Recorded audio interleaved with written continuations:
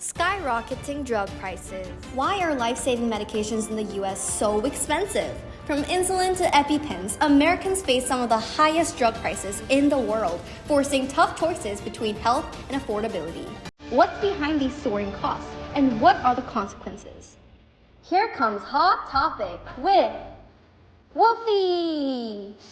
And the guests, Min Oh, doctor of Johns Hopkins Hospital, Erica Lee, political analysis, and Bill Cho, Wharton's economic professor.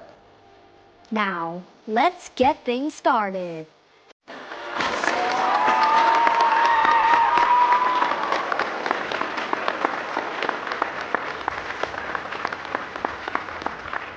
Welcome to the view, everybody. Today we're here to discuss one of the most controversial issues of our time, pharmaceutical pricing. So to start us off, Erica, Yes. could you tell us a little bit about the current situation in the pharmaceutical industry and the drug pricing in the United States? Of course. So drug prices in the US are rising, and it's more unaffordable than ever. A study by Mulca High demonstrated that the prices are 256% higher in the United States compared to other countries. 256%. So you're saying Americans pay more than twice what our neighbors are paying? So yes, for 2023, according to the American Journal of Health System Pharmacy, pharmaceutical expenditures in the United States grew 13.5% compared to 2022 for a total of $722.5 billion. To add on to Erica, in the affordability category, the United States scored the lowest, with a score of negative 2.09 out of 11 high-income countries, according to a 2021 study by the Commonwealth Fund. Cost-related issues caused many American patients to forego medical care. These cost barriers contributed to delayed diagnosis, untreated chronic conditions, and eventually poor health outcomes. Wow, could you elaborate more on this adverse health outcomes, Dr. O? Absolutely. This phenomenon is known as cost-related non-adherence, or CRN, and it is very prevalent among adults in the United States with chronic conditions such as diabetes, cardiovascular disease, and hypertension. CRN significantly correlates with increased mortality rates, including an 18% higher risk of diabetes-specific mortality, a 15% higher risk of CVD-related mortality, and a 22% higher risk of mortality associated with hypertension. Those statistics are alarming. Yes, they certainly are. Considering the high prevalence of CRN in the United States, mortality rates for various diseases are higher compared to that of other higher-income countries.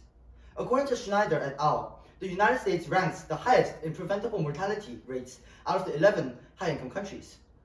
As a doctor, this is unacceptable. Our patients need to be able to take pills as prescribed to get healthy again. Since you mentioned patients, let me just stop you there and take a moment to hear from someone who has a very personal experience with this issue. Joining us today through an online connection is EJ from Ohio, who has a very powerful story about the high cost of medications affected her family. EJ, thank you so much for being here. Thank you for having me. It's important to have these conversations, so I'm glad to share my experience. We truly appreciate you for sharing this. Could you tell us a little bit about your experience and how the high cost of medications impacted your family? Of course, a few years ago, I lost my younger sister due to a condition that could have been treated with the right medication. She had a rare autoimmune disorder, and the medication she needed was unbelievably expensive. Even with insurance, we simply couldn't afford it. We looked into everything, assistant programs, discount cards, you name it. But in the end, none of it was enough. By the time we were able to find an option that would make the drug accessible, her condition had worsened too much and we lost her. It's painful to think that something as simple as the cost of medication could have changed everything. I know firsthand how crucial access to affordable medication is, and I hope my story can shed light on the human side of this nature. No one should have to face this kind of loss. Thank you so much for sharing that with us. It's heartbreaking, and it really puts the gravity of the situation into perspective. Bill, I can see that you're eager to jump in. Yeah, you caught me. I mean, I empathize with Miss EJ's story, and I'm completely with her, and I'm really sorry for her loss. But there's really something that a lot of people are missing when we're talking about these medications and stuff. Because the thing is, the medication that Miss EJ is talking about that could have saved her sister's lives, that would not have existed in the first place if it were not for the pharmaceutical companies. What do you mean? So what I'm talking about here is the high risk that entails the pharmaceutical business, because these businesses are the only entities who will create these and develop these drugs. There's mainly three issues that I'm talking about here. First, it's on the research and development side. The R&D cost has been growing in the pharmaceutical industry, approximately 8.5% annually, according to a study from the World Economy and International Relations Institute. So basically, from 1997 to 2008, the cost more than doubled. It went from $1.04 billion to $2.56 billion. That's a lot of money. So what this means basically is that it wasn't just the drug prices that were on the rise, but it was also the R&D costs that financially pressured these companies. But doesn't the drugs, once developed, generate way more than the R&D cost? Do these companies really have to raise their prices? I mean, I get your point, but that's where the second risk arises, the extremely low success rates. The Clinical and Translational Medicine Journal reports that the preclinical and clinical study of a drug success rate is about 1 in 20,000 to 30,000. That's extremely low. And in addition to this, after the study, the clinical development of a chemical compound has 10 to 20% of the success rate, which isn't also really that high. So really, the R&D cost is just the tip of the iceberg. The companies have to develop multiple of these drugs, hoping that at least one succeeds. And it's not that all developed drugs go straight into the market to generate billions of dollars, as you have mentioned.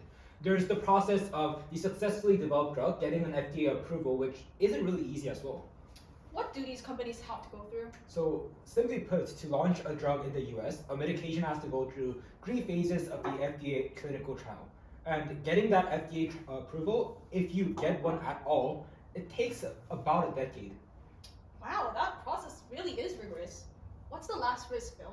So the last risk that I want to mention here is just the general trend of the pharmaceutical industry. In the past, drugs were predominantly blockbuster drugs that aim to generate at least $1 billion in sales. These are the drugs that you guys are probably talking about. So these targeted general widespread diseases. But because of the saturated market and because of the high R&D costs that I've just mentioned, companies started to develop more niche drugs called specialty drugs. And the issue with specialty drugs is that it requires a lot more of those clinical monitoring, and the consumer market is extremely small. After all, it's niche diseases, meaning that there aren't a lot of patients, although their conditions are extremely severe. So what happens here is the small amount of patients for these niche diseases, they have to cover up the high R&D costs for the entire specialty drug, hence the high prices. Statistically, specialty drugs compose 55% of the US pharmacy spending, despite being less than 3% of the US prescriptions in 2021. Well, those risks do explain why companies set a high price.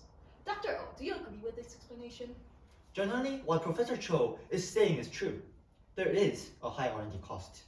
But there are some additional nuances I'd like to add to this discussion. High drug prices in the United States are also driven by factors like market exclusivity and patent production. New small molecule drugs have 5 to 7 years of exclusivity, while biologics enjoy 12 years of protection.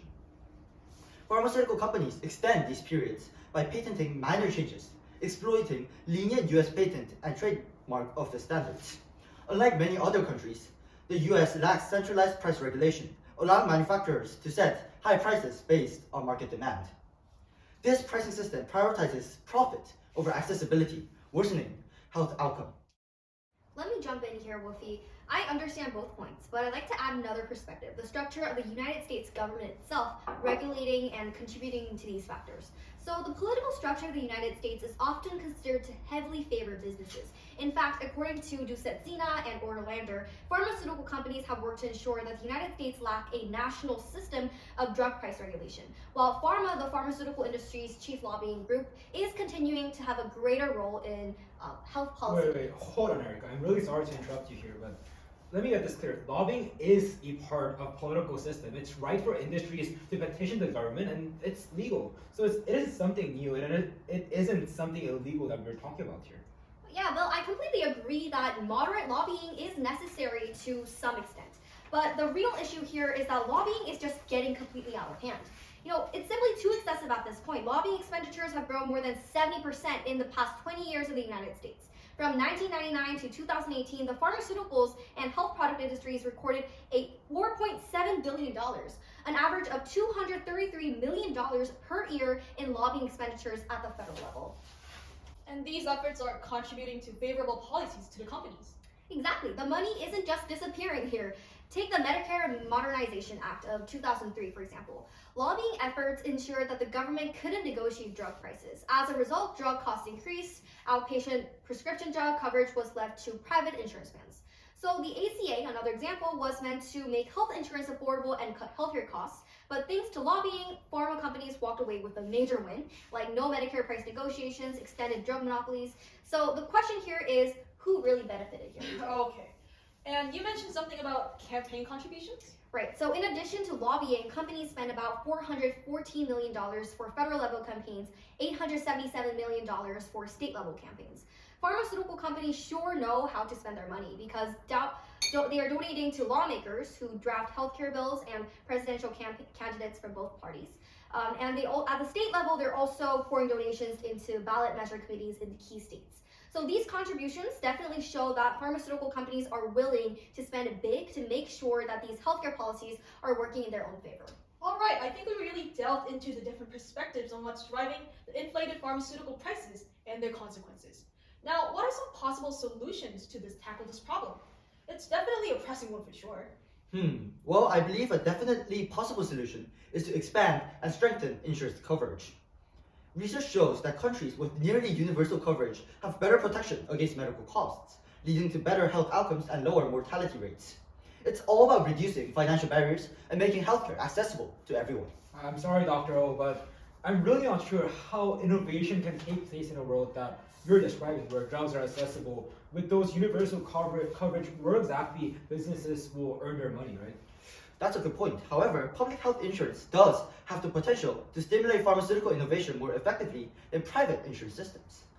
Blume cohort study demonstrates that Medicare Part D, which is a prescription drug insurance, promotes drug innovation measured by the number of clinical trials through heightened drug utilization. So if I want to add on to Dr. O, US spending per capita on the prescription drugs reached over $1,000 in 2017, and it only costs about $600 in France. Germany and Austria, this also ensured very evidently. They ensure little to no out-of-pocket costs for primary care visits. So this is all possible due to government's negotiation power and regulation, which we are currently severely lacking on. So Nagar and other experts suggested adopting this transparency rule that Germany is currently enforcing within their own nation. By showing list and net prices, insurers can negotiate better since they know the true prices, and patients can make smarter choices since they also know a better, like net prices of overall pharmaceuticals, and drug spending can drop overall. Plus, it keeps policymakers focused on fair pricing instead of the lobbyists that I just mentioned. So potentially, this can save US billions of dollars annually. Look, I don't want to be like the bad guy here because this really does feel like a 1v2 debate. And I also get the idea that Germany's price transparency model, it might work, but let's be real. Germany is not the one who developed and has Johnson & Johnson. They didn't develop Ozempic or all these kind of life-saving drugs that we're seeing in the market here. It was the US companies. And requiring price disclosures could actually backfire. Companies might inflate their list prices to protect their profits even more because they are profit-oriented entities. And these can even make those negotiations that you guys are mentioning here much more harder. And let's not forget here that implementing and enforcing these regulations could cost money and could face major pushbacks from the pharmaceutical industries. Is it really realistic to implement those systems in the United States? Well, yeah, Bill, of course there will be pushbacks. It's bound to happen. But right now, US can actually save billions of dollars if we enforce this at all. And helping patients afford their medicals, allowing them to save their lives, I think that is worth the risk. So look, you again here is not understanding this logic here. Maybe you guys from Washington doesn't notice, but this is what one person died because of you yesterday. Because of you greedy capitalists. Because of these drugs. Think about it, if your father dies because of a disease. I'd rather take that expensive drug than no drug in the world. Okay, all three of you have brought up some fantastic points today. Thank you to our amazing three panels, and of course to our viewers for tuning in to The View. We'll see you next time.